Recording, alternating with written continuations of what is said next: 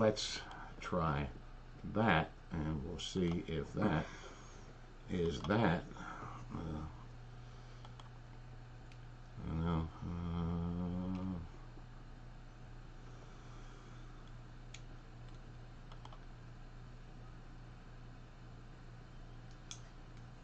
And there. And that looks there. And that looks good. So this time we just got on the wrong YouTube channel. Don't shut up. Shut up. And we're checking the audio now. So I don't have to drive all the way to Chesapeake with my bad leg. So how are we looking here? Oh my God. Now Manchu here is starting trouble on here. He doesn't have any audio. So Trucker Dean says it sounds good.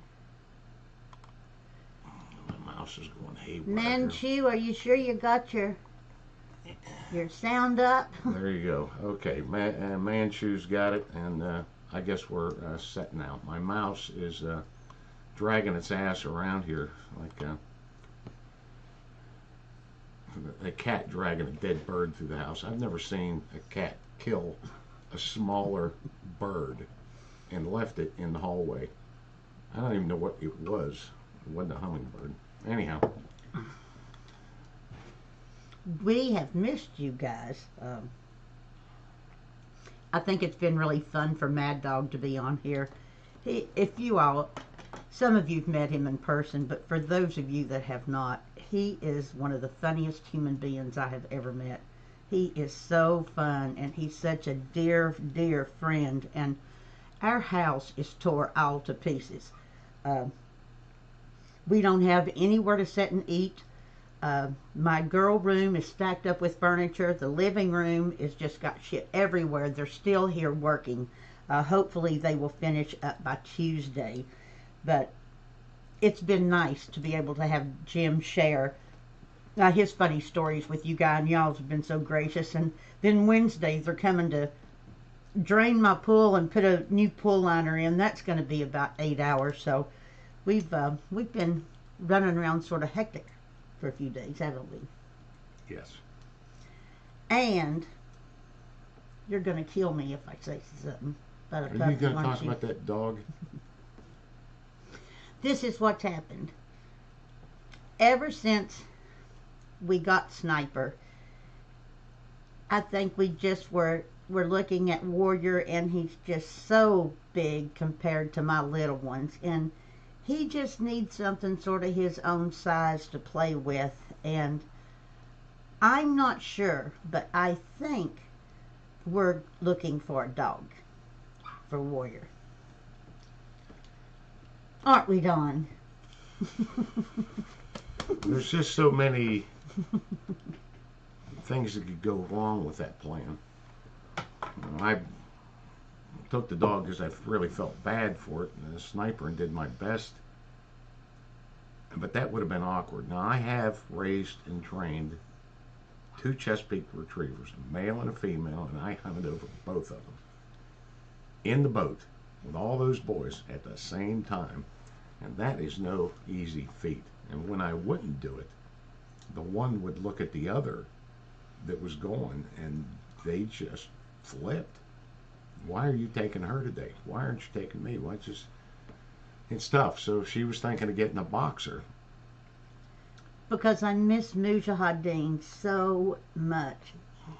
He's been, I think, our all-time favorite dog. He was so human-like. If anybody's never had a boxer, they really are incredible. They personalities, and he doesn't shed. Boxers don't shed. They're so good with children. They usually are very good with cats and dogs. I mean, and so I have to be very aware of whatever animal would be down here because of the charity.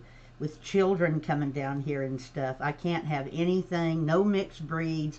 I got to make sure that they are kid friendly, and boxers are. But I sort of think he's leaning toward a lab for Warrior. I'm not leaning anywhere. Yes, you are. No, I'm just this isn't the. This is what happens. This is how she does. He gets a few drinks at night, and he's like, okay, let's go get a dog. And then he sobers up the next morning. He's like, hey, now let's talk about this. And I'm already excited, so you can't be doing that. Look what Chuck sent Dawn. It's the coolest thing. Thank you, Chuck. He loves it. I don't think he paid that much attention to it when he first opened it up, and then last night he walked by the counter and he went, oh my God, that's Warrior. It's perfect. Thank you. I don't know how we got that picture, but that's him. So Warrior's fine. When you bring another dog in the mix, you're taking on a lot of what ifs. See, Greg says he heard him. He heard you say it. Greg's my witness. Why? I'm getting ready to shut this stream off here. The dog fiasco party here, but no. Well, I'll tell you right now. I'll figure it out, but I'm in no. I don't know who I'm shutting the sliding glass door on at 5 o'clock in the morning when I'm going hunting. I don't care if it's a boxer or not. Somebody's going to go nuts at that door at 5 o'clock in the morning when they can't go. They'll just snuggle up next to me in that bed and I'll be fine. They will not. Yes. They won't forgive me over it. I'm going. And that was Moosh. Could you imagine Moosh here with me taking Warrior out to go hunting in the morning and leaving him behind? We'll see who wins this battle. Boy, you guys have turned into some damn Bloody Mary freaks on here. I think everybody on here, I think we started a bad thing. Everybody's drinking Bloody Marys on Echo Platoon now. I was trying to get her out to, and that's how I enticed her. I said, come out and help me, because I'm cleaning up around here. I'm using the tractor and the bucket, so I'm hooking this nylon cord up around these big bushes and pulling them out. And there's a lot of them. It'd be a hell of a lot easier if she would have just come out there with her Bloody Mary and did this on the bucket. Pick it up, drop it down, pick it up, drop it down. I'm never drinking Bloody Marys again on Sundays. Not till this thing's over. There you go. Boy, infantryman. What the hell? So your neighbor's pool exploded and all of your stuff on your property got ruined? We had a good friend, Ralph Weatherly, in Chesapeake, and they had an above-ground pool. And their son was in the pool with a friend. And somebody driving down the road, some kids shot at that pool. And when that pool went, it's the truth. And when that pool went like that, the suction or whatever was pulling them boys out. I mean, it could have cut them and killed them. That jagged pool, you don't remember that? Pull little Glenn right out of there like a suction. It's the truth. He don't remember nothing. Shot the pool. Shot the pool. I can believe that in Chesapeake. That's the way that place was. He had a score to settle. He just used a gun to do it. Yeah. It certainly wasn't Chicago or anything like that. And that Jesse's having some. That boy's in big trouble. They're going to get him. They are going to get him good. Well, I'll tell you right now, you can say what you want to about Donald Trump, but he's got a lot of pull and a lot of friends, and if I was anybody, I wouldn't be wanting to piss him off real bad. And that pissed him off, and now he's got the FBI doing an investigation, and I don't know what is going to happen. But for anybody that follows anything SEAL Team, Chief Gallagher, that has been locked up for almost 8 months now, President Trump contacted the who's who in the Navy and got him released to the barracks there. So not home, but at least where he can get some good counsel and be able to talk to his kids and stuff. A good friend of ours that's been through extremes here several times, Palator, is an attorney, and he is representing him now. So that's good. Did you know that? That Palator was doing it? To who? To Chief Gallagher. Mm-hmm. Cool. That is one good dude. Yep. Tim Palator's He is a Lieutenant good Commander in the Navy. Yes, and his former wife JAG also officer. was too. And he defended the guy that climbed the new World Trade Center in New York and parachuted off of it. Jumped off with one of those wingsuits or whatever, and he got them off.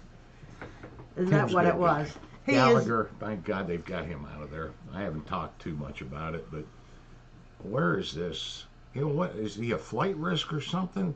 Why would you lock that dude up in the brig with those Marines? Those Marines that run that brig over there, because there's most of those guys that are in the brig have already been sentenced. I mean, they're in the brig. And that's not a good place to The go. Palator,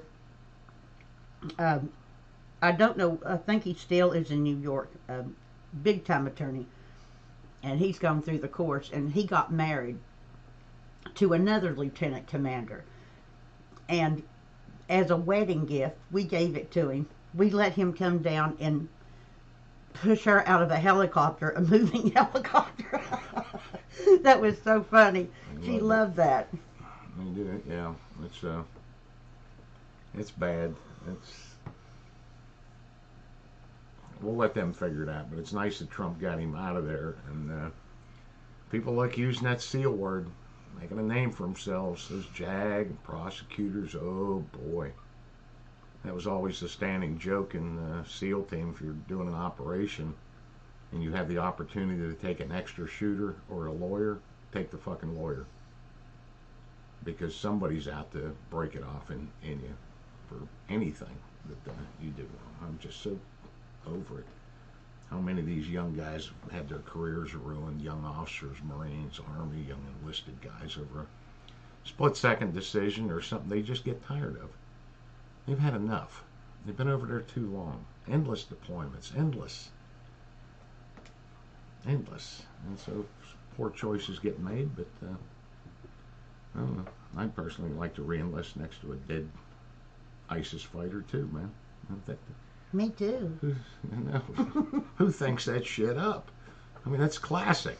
You know, I thought getting remarried with you at my retirement, nobody'd one up that, and then Gallagher one ups me.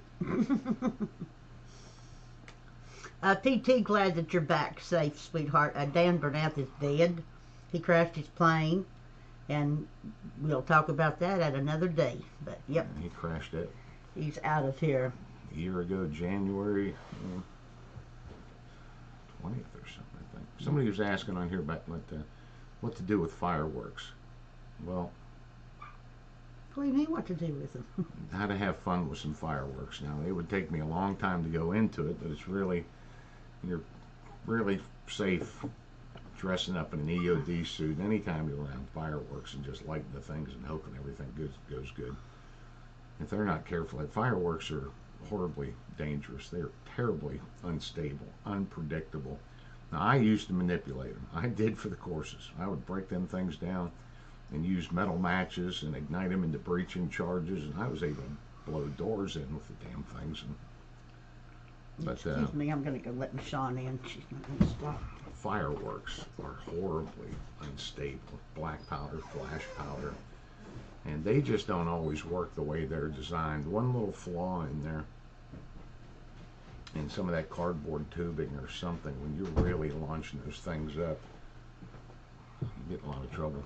Mooj kicked over. Mooj used to love. You ever saw any of those videos of Mooj with fireworks where he put the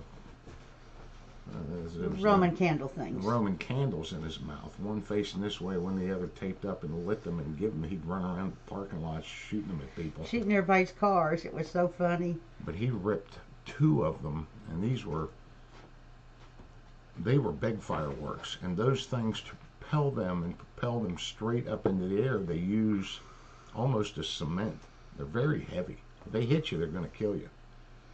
And he got a hold of two of them. He come out of nowhere one day And got them off the back of the golf cart, wasn't it? Well, he did that with his The big one. Reached up. That was like a 20-shot repeater, and knocked that thing off, and people were hitting the deck. It was bad. And then he did it again, and by the time I got it, he was pointed at the neighbor's house in Chesapeake. Was launching them over there, and I thought, oh my God, I'm going to burn the place down here. But yeah, they're very dangerous. Got to be really careful. I'm surprised that they still have not outlawed them everywhere except these little firecrackers and lady fingers and stuff like that. Most states, I think, have.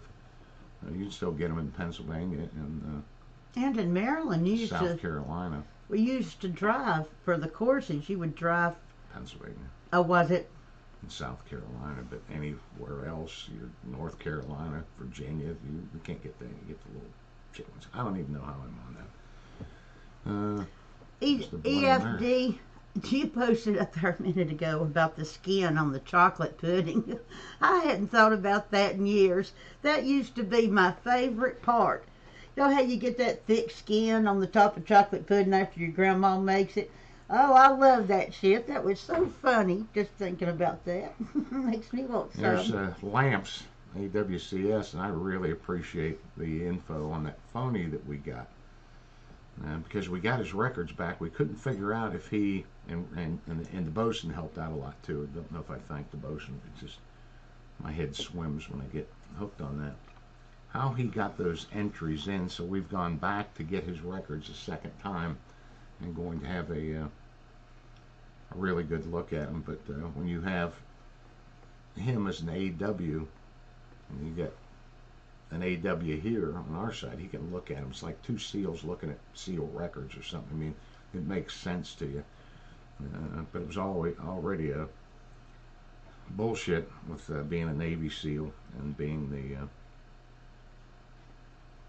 Navy Cross and all that other stuff. But AWCS caught that he was wearing an aviator insignia. I just assumed it was jump wings. I didn't look that close, but apparently that's what it was. So, yeah. Did you ever get jealous of me when we were on the ship? Oh, yeah. Oh, he was jealous. Oh. There were 1,200 men and 100 women. Oh. I had the best looking one of the bunch, hands down. You should see some of the shit I went through trying to keep that. Oh, it was a dream job. The same ship, and you started dating since then. So many women. If I get jealous, yeah. I mean, we were in pre-commissioning together before we even got on the ship. Going out to those bars with her and the rest of the crew. I mean, it was just, it got ugly a few times. She had a big crush on some flipping red-haired diver on that ship. And he was a big boy. I mean, I was just out of the fleet. I knew how to throw some blows. I swear I think that's why he went to Bud's. Because the only thing I liked about that big head-breaded boy was he got to wear them little dive shorts because on the ship. And so I think Don went to be a frogman so he could wear him some dive shorts, and that got me. Man, he was pure trouble. So, and a redhead. Oh, I know. Never mind. Anyway, thanks, AWCS. Is anybody called top in the Navy? Are you known of the term bullfrog? When they enlisted guys held that rank of bullfrog, most senior enlisted guy or senior enlisted SEAL UDT guy in the Navy, and it was often held by enlisted guys right until the Navy changed that you had to retire at right about 30 years, and then it always became an officer thing after that. Rudy Bosch held it for a while. There were some other guys. Was Herschel not a bullfrog? No. I thought he was. No. Then it always went, I don't think. Then it always went to officers. There's some very senior officers, and those guys can stay on. MacArthur served 54 years in the Army, and shit like that. So there's just Boy, Mick's you've been doing a great job on your house. Mick and I have been trading emails and thoughts back and forth, and he bought that house there in Australia, and it was all overgrown and needed a lot of stuff. And Janice, you would shit if you saw the pictures of what Mick inherited in those outbuildings. vintage, antiques, cabinets, table and chairs. I've said 100 times I'd give anything to be over there and go through all that stuff with him, but it's beautiful, sweetheart. You're doing a good job. And I know it's hard doing it by yourself, but that's great. I never did the whole sniper thing. I did, but I didn't. So the best sniper scope, because people ask me best gun, best caliber, ballistics, you guys get into weird. I just shoot the damn things. I don't pay any attention to that shit. But the best sniper scope that I've used as I've gotten older is a Night Force. And Ryan McMillan's was a SEAL. And Ryan McMillan's father developed the fiberglass stock for weapons. You've got a gun that's got a fiberglass stock on it. It all started with Ryan McMillan and McMillan Firearms. And then Ryan took that over, and as an advertising thing for his 50 caliber, longest sniper shot in history is made from that 50 caliber, McMillan. He sent us a McMillan 50 caliber. So I had a Barrett 50 cal, I had a McMillan 50 cal, and Ryan mounted this Night Force scope on that thing, and it is just the most impressive scope. I've got a Model 700 tactical sniper rifle right up there. Now that's got a great scope on it, but that Night Force scope is amazing, sucking in low light and how Night Force. So there. That 50 cal, we built a huge rappel tower, and that's where they would shoot the 50 cals, and Don would have an instructor by both people, and we had the McMillan and the other one, and the boys would lay down on their bellies up there and shoot, because that bullet can travel like 5 miles or something like that. I don't know what in the hell I was thinking one day, but I was going up there to the top, which I didn't go often because I don't like heights, and I just leaned my arm up on the side. It was like a little window cut out. And just about the time I leaned up there, both of those guns, they shot those 50 cals. And the vibrations, I didn't have any ear protection in. The vibration through that wood, I had to go to the doctor. Do you remember that?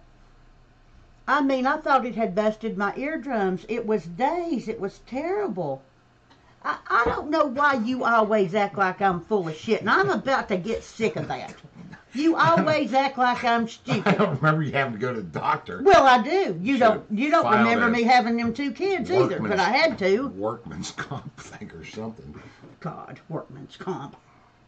The Northern Lights, that's one of my favorites, but Jim is going to get into his winter warfare stuff. And Jim loved winter warfare. Loved it. Loved being in the snow, loved being out where it was cold. Me, not so much. Now, I did it, and I did a lot of it. More than most. But it always intimidated me. I did it more for the challenge than anything else. And you got to go to more cool places, Norway, in the wintertime. Just forget it. Jim still goes skiing. I'll never get on another pair of skis as long as I live. Jim loves that shit. And so right before he got out, another good friend of ours, Master Chief Aaron Griffin, they do that telemark shit. And so they were going to have like a little reunion with a bunch of old frogs and wanted Don to go to Vermont. And we were still running the courses, and I don't ever say, no, you're not going. But I did that time. I was like, you are too damn old. You're going to get up there and break something. And then what the hell am I going to do with all these courses filled up? So Don did not go, and Aaron did. And the first day he fell and broke his leg in 3 places. I remember that. I was so happy you didn't go. I'd had both of you like that. And oh, Jim. Jim would rather be sleeping in the snow right now. He loves it. He's doing anything. Me, he absolutely loves it. I just did it. Winter, it frightened me to the point of being, really cautious about it, because you could get in so much trouble out there so fast, and there was nobody coming. And I don't want to end up like that, but I had a healthy respect for how brutal cold. I've often said on here before, people every once in a while talk about how what a great way to die of being cold is. You just go to sleep. The fuck you do. The fuck you do. But we did the worst op I ever did, and that was 12 days. We skied so many miles every day through terrible avalanche country this is in Alaska. No resupply, whatever you had, and then you were watching every bit of food, every bit of fuel, every bit of everything, and it was just so exhausting. Those huge rucks, and going and going and going and going. And 2 nights before we finished, we had to hit a target on Fort Richardson, and we crested this mountain range, and right there was the city of Anchorage below us, just lit up. And we just dropped our rucks and sat on them and watched these insane northern lights, and just I'd love to see 10 that. days of just, you were just in awe. It just snapped you to attention. You were like, I'm going to get down there and get a burger and beer here in a couple of days and just watch those. Whenever things would start going really bad, we would stop and just look at those northern lights and just get your shit back together. They were amazing, but they would somehow comfort or soothe you or distract you or something like that. But, you know, Aurora Borealis. Somebody wants to know if when I joined the Navy, if I ever thought of joining another branch of the service. Yes. For whatever reason, I wanted to be a Marine. I was too stupid to pass the test. I failed the written test by like 4 points or some shit. So, it's a good thing I'd have never made it in the Marines. But the Navy would take me. Marine chicks are hot. Well, you know, Sue Heyman was a Marine. She was mean. She was. All right. That's light pollution. And what else we do? I got this youth hunt coming up. I am so excited. Those 2 little boys, I would go down and kidnap them and just bring them here and force them to live here. They are the best little, that whole family. They're sort of not like kids in a way. No, They're they are just worldly. I've said that before. They've traveled everywhere. And I just love cooking for them. You don't cook kid food. You know, it's not hamburgers and hot dogs for them. They eat, and they eat good stuff. anything. Yep, anything. And They're they're not picky so at all. appreciative. I just love them. Yeah, so the 2 colonels are coming back, and I just loved having those 2 boys down here. We did really good at hunting. The one's a little cancer survivor. Yeah, he survived cancer. So that's even more impressive. And he's the youngest one. The youngest one, and he's a hot shot. That boy can sling a gun. But the grandfather, is a Vietnam vet colonel, helicopter pilot that was shot down over there. The son is an Army colonel. The mother is an Army colonel who just deployed to Iraq. She just got out. She is just now getting out. She's finally decided to retire, because I can't imagine what it was like for both of them to be colonels and be deployed, you know, and raise 2 children and have to travel, because you go from command, you change commands a lot, not like you do, you know, on the SEAL team. And so, but she had 2 retirements. Yeah. Both colonels. Yeah, That's impressive. What, she deployed for 13 months? Over a took care of the year. boys. And he did everything for the boys. And so they have bought a farm. They've bought a farm, and they're going to do the whole animal thing and sort of living off the land, and Mama's going to retire. So that's cool. I just picked this cup up because I had to show this side of it. Because I can't do it like that. This chuck is too cheap to put the dog on both sides. But I just thought of that. Now, Jim is going to get into winter warfare, and he writes articles. He's writing a book right now, asked to do that. And one of the pictures he sent, he's going to send me the video. I'll get it up. He's going to start getting in his winter warfare shit because that just gets Jim all kinds of excited. And I saw the caption on one of the videos of Labrador. That is one of the harshest places on Labrador, Canada. In the winter was horrible. And we did our winter training up there. But the reason I thought of this is Canadians get really bored and they like having fun because it's just cold up there all the time. So a couple of them son of a bitches invited us to their club, which was based off of Indians.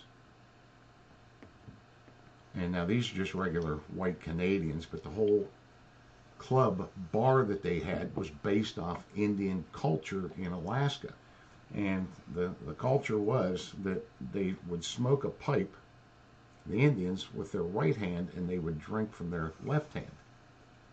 And they just brought us in there for sport. It's still pissing me off.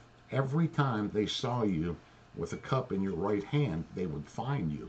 And you'd have to pay all this shit and buy all these flipping beers. And they just had, every eye in there was on us. The whole flipping platoon was in there, and they were just having a flipping great time with us until we beat the shit out of all of them and wrecked that bar to absolute pieces. We completely destroyed that thing and left. Then we went to the enlisted club at the Luftwaffe base. You remember that time I went to that Indian bar and that guy took that shirt off and gave it to me? Yeah. No, I don't remember that. You do remember that too. Never happened. That was a dangerous bar. We should have never been in there. That was a fighting bar. Woo-wee. I was the ordnance rep in that platoon. It was really cool. SEAL Team 1 wanted to break into Arctic warfare. But SEAL Team 2 had the market cornered on that for Northern Europe. That was their area of operations. Team 1 was involved in Korea, which is really bad, and anything that would go on in China or something. There were some really cold areas in our operations area in Asia, Korea specifically. And so they got a guy from Team 2, Doug Young. He died a few years ago. He's just such a great guy, to come to Team 1 and teach us winter warfare training. A Team 2 guy, and Doug was brutal, man. He was a big Arctic guy, and he's the one that arranged that trip for us to go up to Labrador, Canada. And just, I don't even know how I got on that thing. Yeah, but we had snowmobiles. Team 1 bought snowmobiles, bought all this shit for Doug, one platoon, and here the bunch of us go. Had never been on skis before. Up to Labrador. What a brutal environment that was. Oh, Robin, I know what you mean. Don couldn't have retired. You know, Don's retired from the SEAL team, but he immediately went to work for Blackwater, and then after Blackwater, we started running Extreme SEAL Experience, and we're still working today, so I think you can retire too young. I think there's such thing as retiring too young, because most people are still going to work. You know, your friends are still going to work and stuff, so I don't blame you. I'd find a little something to do, even if it's volunteer stuff. I couldn't imagine Don ever completely retiring. I guess he can imagine it, but he's got to be doing something. He's got to have a project or a reason.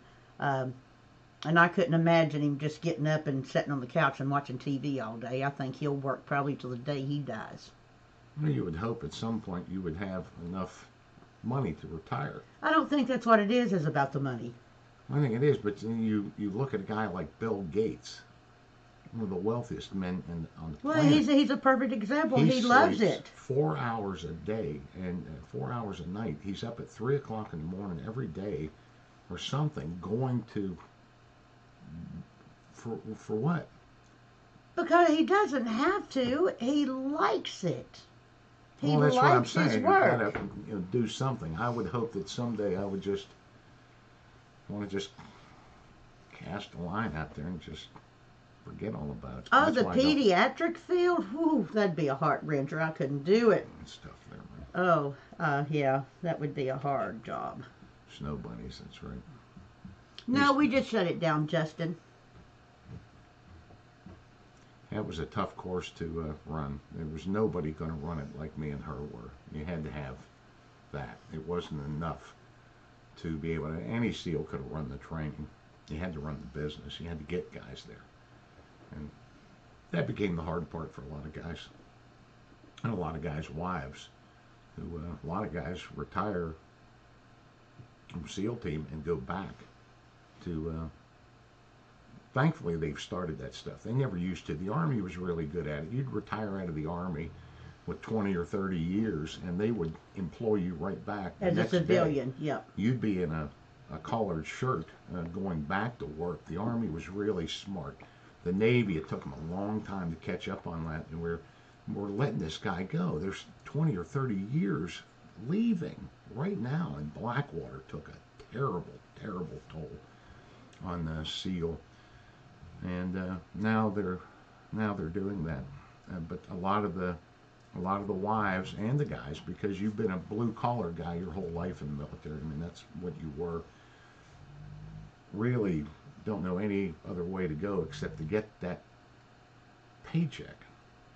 And it's hard for them to really throw it out there and take a big gamble of something that you're not really comfortable with, that you have been since you were 17, 18, 19, 20, that big titty the Navy military provided you to nurse on, took care of everything. Now, so, not me and her. But when we did that extreme SEAL thing, we bet everything on it. You know, every dime that we had ever made from the real estate or from the Blackwater and stuff, it all went toward that. So we ran those things back after back after back, and then in the winter months, we were on the phone. We talked about it for over 10 years. I don't think I ever went to the bathroom without taking my phone. People would call from Costa Rica, from England, from Switzerland, Germany. People came from all over the world. And so there's such a big time difference. It was nothing for us to be up at 3 or 4 o'clock in the morning on the phone with somebody in a different time zone. And we were empty nesters. The children were gone. And we could afford to do that. But most people are not willing to work 24/7. And we did. They can hear him snoring. We got good audio now. Yeah. I don't know where you saw that pic of the raccoon. Did I have a SEAL Team 1 hat on with that pic? Was I holding it in a towel? I've had raccoons before. I don't know where you would have saw that pic, but I caught one up at the AP Home, a little one. We actually, Raccoon. the mother died, and Dawn actually came in with 3 baby coons, and we would all be laying around on the couches and in the chairs and stuff, the kids and us, and we were bottle feeding those little things, and their little backs would hump up and they'd skimmy across the floor. They were cute as they could be, and we had a lot of people come down, a lot of kids come down to the cabin, and we got worried about rabies. It just so happened that at that time there had been an outbreak in Chesapeake of rabies. People were getting attacked walking into the courthouse and stuff. So you can give any animal, I think I'm telling this right, you can give any animal a rabies shot except a raccoon. Am I telling that right? And if you give them the rabies vaccine, you're actually giving them rabies. Anyway, that's what we thought we found out. So we put them in a boat. We wanted them to have a nice, safe place, and we took them across the river in this big, beautiful wooded area.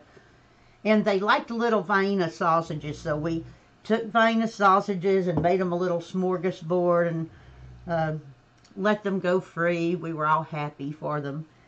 And we got in that boat and started leaving and heard something and looked around, and all 3 of those little coons were swimming after us. It was heartbreaking, wasn't it?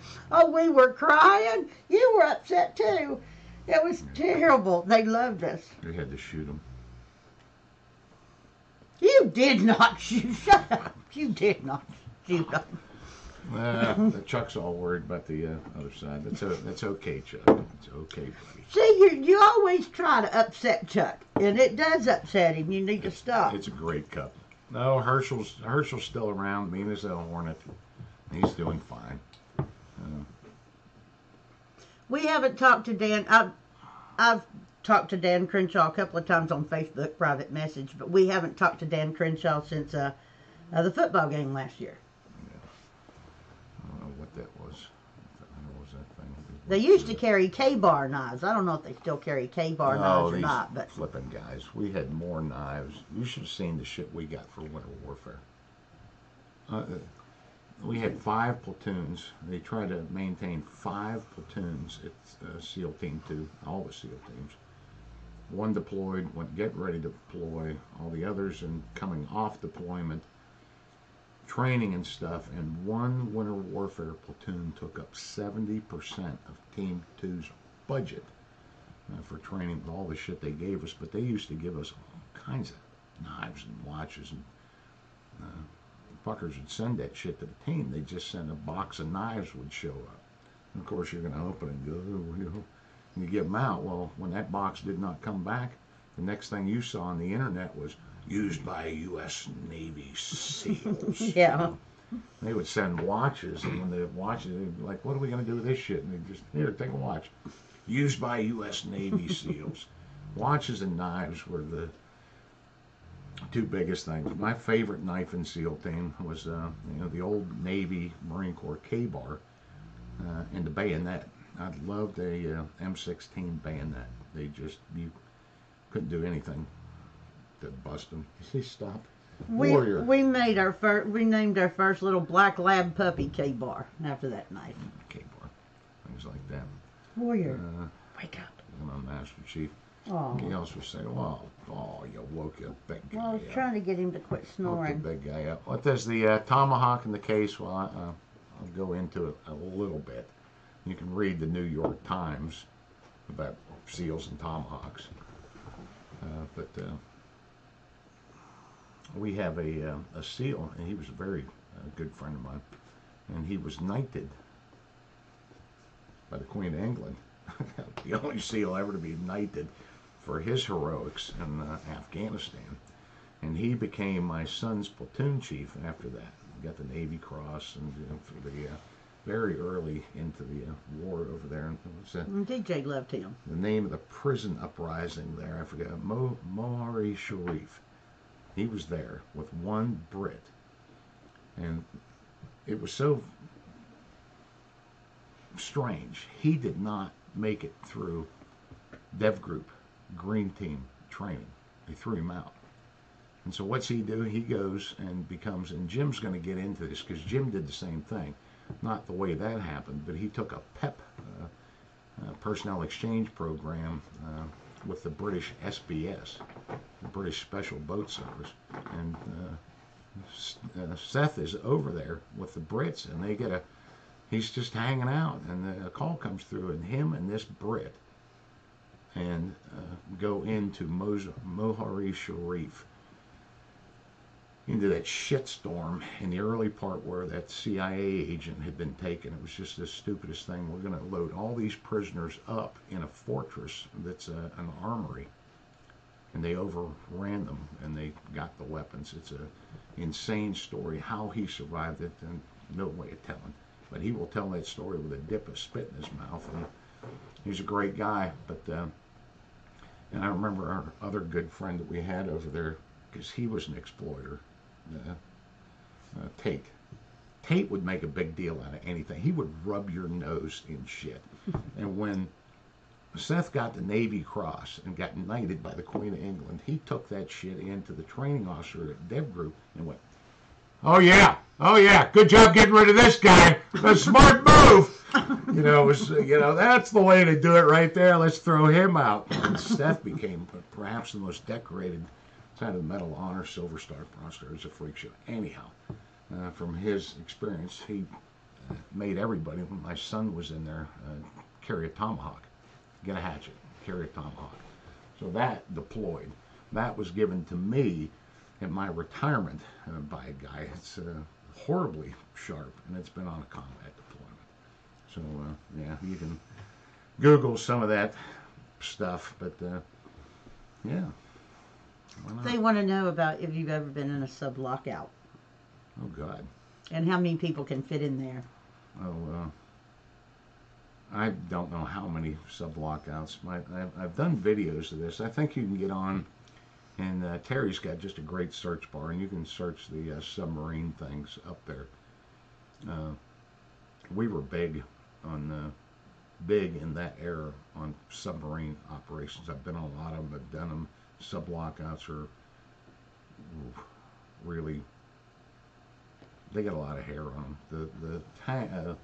The chamber on a submarine, I like twice the size of your standard shower, and you got 4 dudes, a boat, an engine, just all kinds of shit. It's very claustrophobic. If you're gonna find out if you're claustrophobic, you'll find out about it there. But my first sub lockout, I talk about it in here. I'll leave it for that. Went terribly wrong, terribly wrong. And my second one went even worse, if that's even possible. But who knew you could get that cold in Hawaii? You can. If anything is below your body temperature and you're stuck in there, I was stuck in that trunk for hours, and they couldn't get me out. And just in a pair of UDT swim trunks and a t-shirt in there, bad. And then damn near got killed there. I need to make it through the... Yeah, you go right back to the team. Yeah, a lot of guys don't do it. It's the close quarter combat that gets them. And all you do is ask. They come around and scream. It's all SEALs over there. I mean, this is what it is. You go over. And there's a lot of rumors about Dev Group. It's the largest command and spec war. I've heard a rumor one time that only the top 1% of Navy SEALs are at Dev Group. Well, if that was the case, there'd only be 24 of them instead of the largest command. There's so much bullshit about that fucking team over there, but every one of my drunk buddies and shit did it. When I went to do it, it was all still Marcinko. It was Team 6, and here they come to Team 1 and screened, and I don't know what went on behind that lines. But I was getting ready to deploy. I was in a deployment. When I screened, they just brought a bunch of the master chiefs over there and talked to you, just like getting your trident board. And based off your rep at the team and everything else. And we didn't even know what. Marcinko started. It's a weird fucking group of fuckers over there. Let's see what it's all about. And all I got told was, call this number when you get off your deployment. And I called the number when I got back off deployment over there at Dam Neck, and they said, "You made chief, didn't you?" And I said, "Yeah." They said, "Congratulations, we don't need you." He had orders to go to Dam Neck, and you never really cared though. It wasn't a big deal back then. It's different now. The only difference over there between an E5 and there's just, it gets top heavy. It would have hindered my progression. Don made chief before he was even eligible to make chief. Yeah, and early. They needed my career any good. They needed young guys. They didn't need any more chiefs and above. No, they had enough chiefs over there. The only difference between a chief and an E5 is if you were a chief, you got to decide if you wanted to clean a pisser or a shitter. I'll clean the pisser today. You clean it. It wasn't that way, but it got top heavy over there, and real top heavy. Thank you, Janice. I'm glad that it's working better tonight. We get so frustrated. You know, you guys are so supportive to anything new that we want to try, and you show up here on Sunday. And we look forward to being able to talk to you all. And when we know that it's got that echo or that dragging in the background, it's just annoying as shit.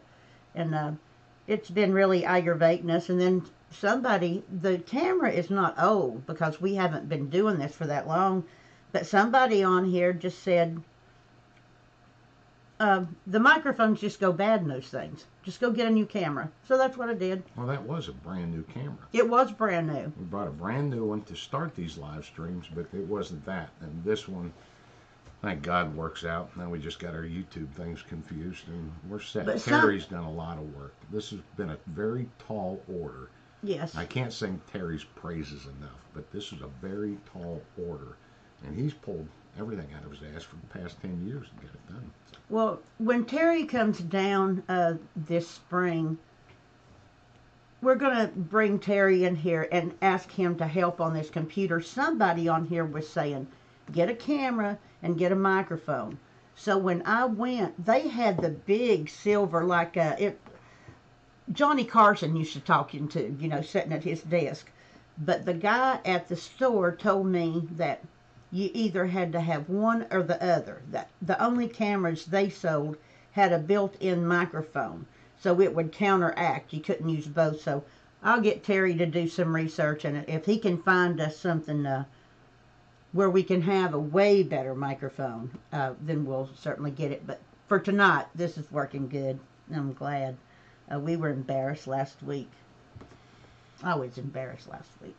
Somebody asked what happens when guys crap out or something like that. I'm assuming that's the dev group thing. Just go back to a team. No big deal. Now, it wasn't that way years ago. Guys would spend their whole... You had to do a deployment or two in SEAL team to even go over. And that's where I was. I was on my second deployment or something when I screened. But you can't be a new guy and go over there. You have to prove yourself for a team. And if you didn't make it, it was the close quarter combat and these insane pistol drills that really put you under pressure to form these things. I mean, it was no joke over there. It was very demanding, very tough. I ain't taking anything away from those guys. You just went back to a team. And the promotion bit over there got so bad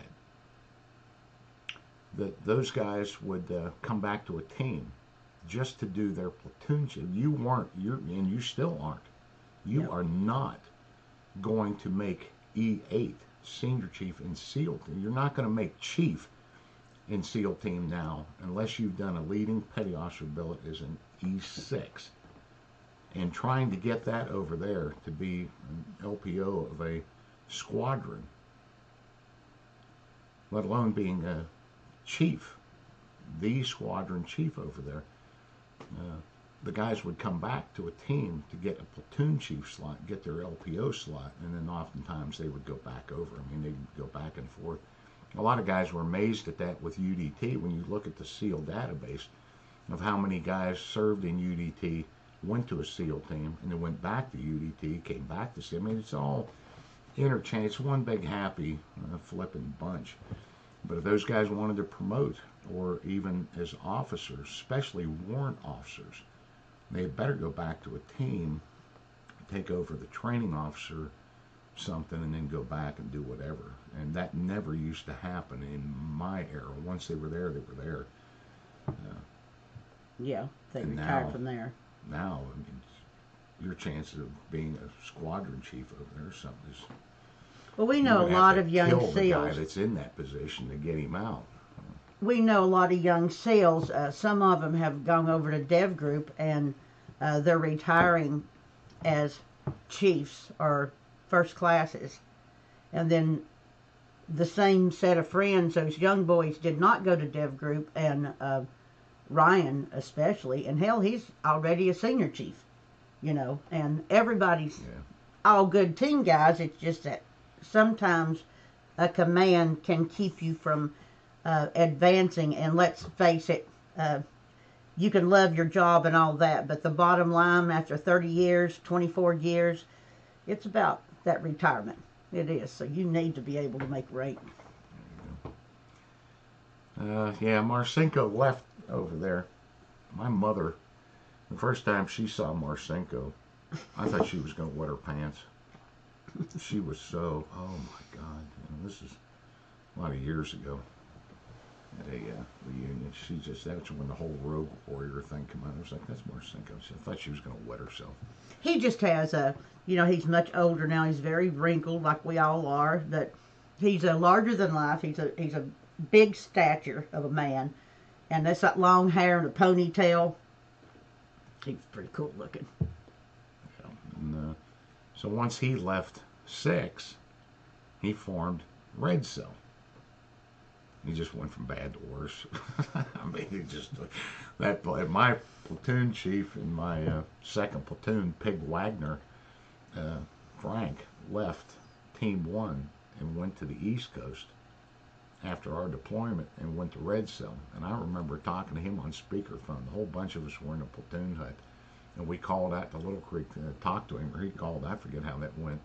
And they were all in Red Cell just boozing it up. Right? I mean, just boozing it up. And we thought, how cool is that? You know, we all got to go out there and do that. And but that was another. And those fuckers had a great time. And Pig, I don't even know if I ever told this story. I got so much shit I can't say sometimes. I think Yeah, but if you think you shouldn't say it, then maybe you shouldn't. No, they kept them. What Red Cell would do was test security at Navy bases all over the world. They would penetrate them.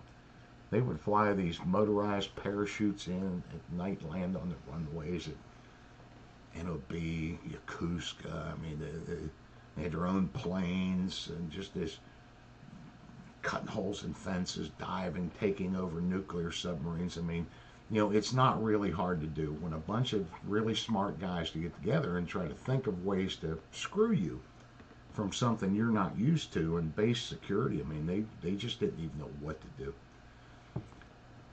And they would do all kinds of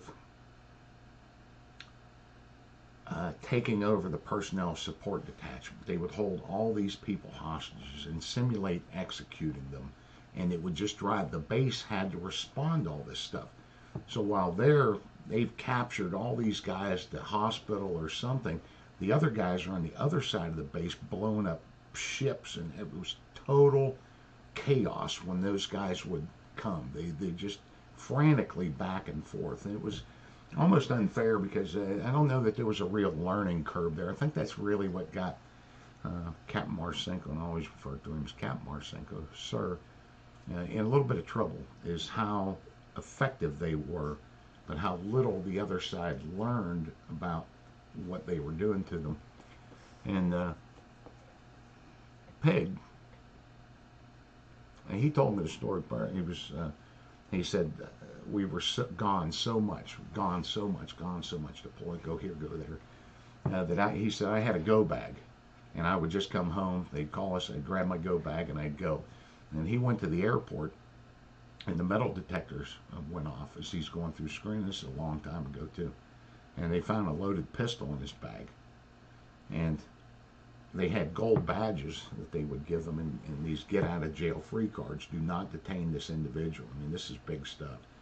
And he said, I was just about to talk my way out of all this stuff. I had the gold badge, I had the get out of jail free card, call this number, do not detain this individual. It was a mistake, that. And he said, the next thing they did was open my bag, and they pulled out a nylon stocking that I would wear over my head and a severed finger with a ring on it in a little box, and a list of terrorist demands. You know, we're gonna, if you don't do this, we're gonna kill everybody in the building. They went, we got a live one here, and he was on the table. I mean, that's what they would do. They would take over these places, and they would throw out this severed finger, which is just a mock-up, and you know the base had to deal with that. Oh my God, they're killing hostages now. What are we going to do?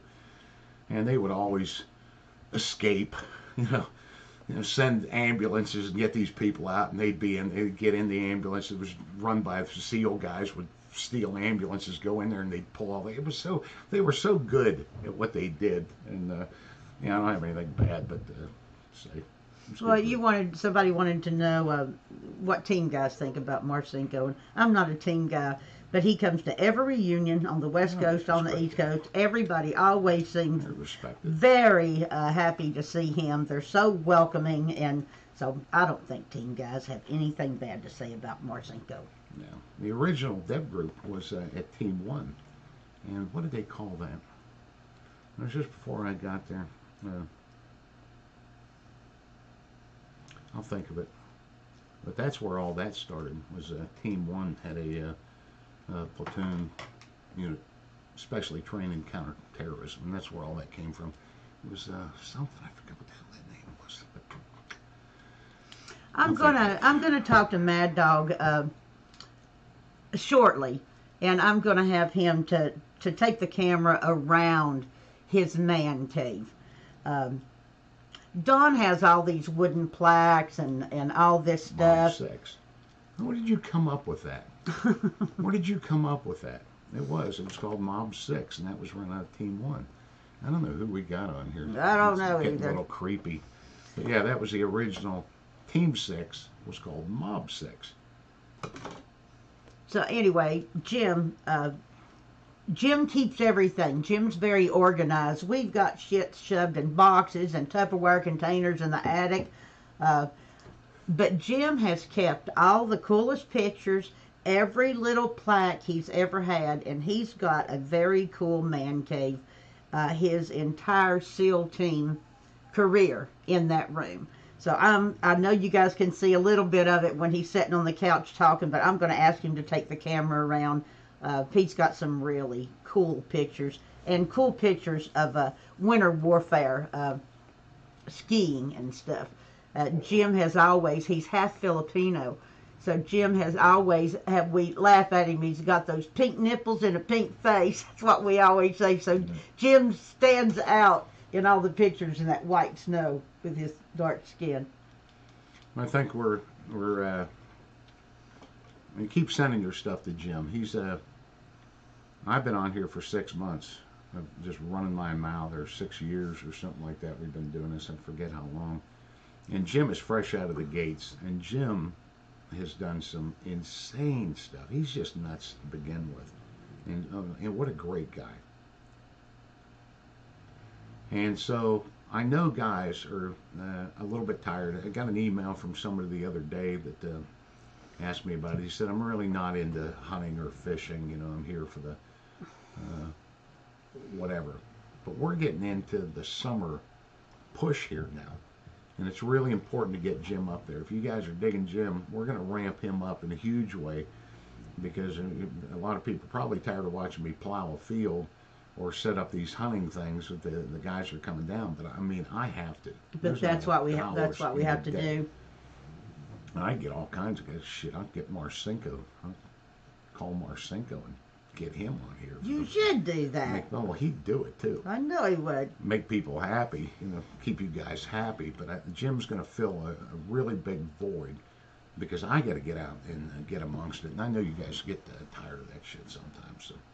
Well, just a real quick about Mad Dog. Everybody, you just mentioned the word Mad Dog, and everybody immediately starts laughing. Everybody has a funny Mad Dog, but Jim's got two sides to him, and he is very professional. And when it comes to SEAL team stuff, he is squared away. And when he retired, there comes a point. There were people getting up and telling funny stories, of course, but then there comes a time when, okay, this is it.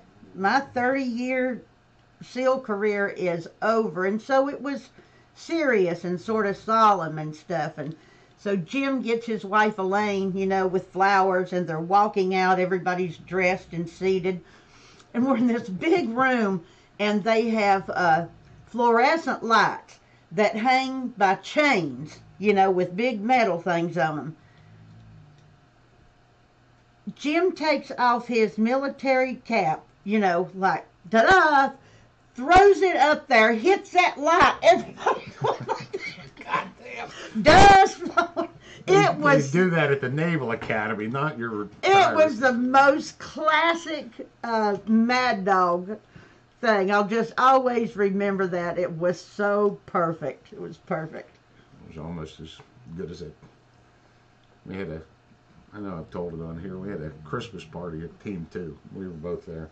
And they were giving out door prizes and raffles and all this other shit. It was a big flipping to do. I mean, it was really formal.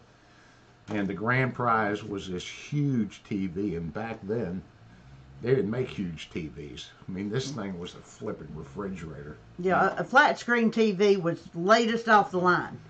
Probably one of the smallest 5'8", 140-pound drunk seals that we had won that thing. And he walked across that dance floor, picked that TV up, threw it over his shoulder, started back, and fell. And fell. That TV was smashed everywhere. Well, it was so fucking funny. So funny. I didn't think it was funny. I was so embarrassed for that guy. He had to feel so bad. Hey, he was too drunk. He didn't remember anything. That fucker moved into isolation at Team 2 and had his own civilian phone line running in there. He lived there. And had a phone line from AT&T or whatever. How the hell did Coda get out? Doors open. Oh, if it's open, the peacocks will be in here shortly. You birded. There you go. Okay, what are we doing here? We're going. Never get tired of hearing millet updates. Well, we're working on a couple of problems around here of draining these ponds, getting these impoundments done. We have worked so hard on this place, and we've been really smart about it, like Extreme Seal and that. I think some of the business things, and we're just not overly smart. We're just cautious, and we communicate well. We started Extreme Seal Experience with a log, a boat with a hole in it,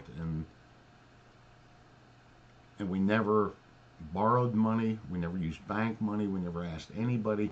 If we didn't have it, it wasn't going to go. And then slowly but surely it peaked and got everything. And it's the same thing with this charity down here.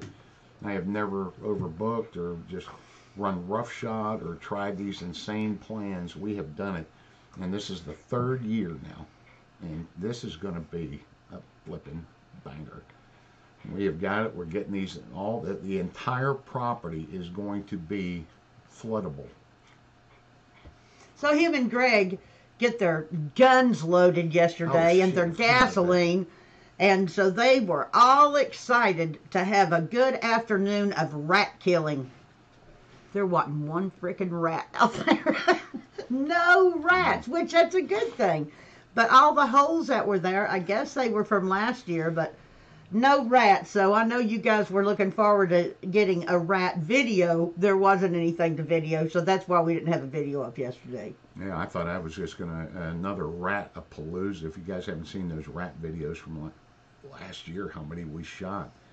But it's a good thing. I was disappointed a little bit, but there were none, and that was a good thing. I don't know where they went, but there wasn't much food in those impoundments, and they left. Me and Greg blew up 30 holes and not got one to come through there. Went through about 15 gallons of gasoline, about 30 holes, blowing shit up everywhere, and there was none in there. They've gone. And the only thing I can think of is we had such a tough time this year with the sorghum in those impoundments. There was nothing for them to eat. And they're just not like a barn rat. They're little migrants, and they migrated somewhere. So, oh, he's a good All boy. right, we got to watch The Walking Dead tonight and see how that's going. And I'll keep you guys updated on the puppy situation. He's sure looking forward to skinning that hog leg of his. That dog is he's a licker. Good night, guys. Okay. Thank you. Okay, Thanks for the help, Terry. Killed the rat population. I don't know. They just went. I was looking forward to it too. That's about the most fun you can have with your pants on. They're shooting ducks. They're shooting geese. Shooting deer, turkey. Shooting rats that are on fire is just. Good night, Larry D. and Buddy and all you guys. Manchu. Yeah. Night, Hoppy. Bosun was on here. Bosun was on here. They never piped up. So. Sometimes a bosun's not too pipey. Like it was 6:30 in the morning over there. Pipe down, Bosun. Yeah. Good night, guys. Good night, guys. Say bye. Say bye, Coda.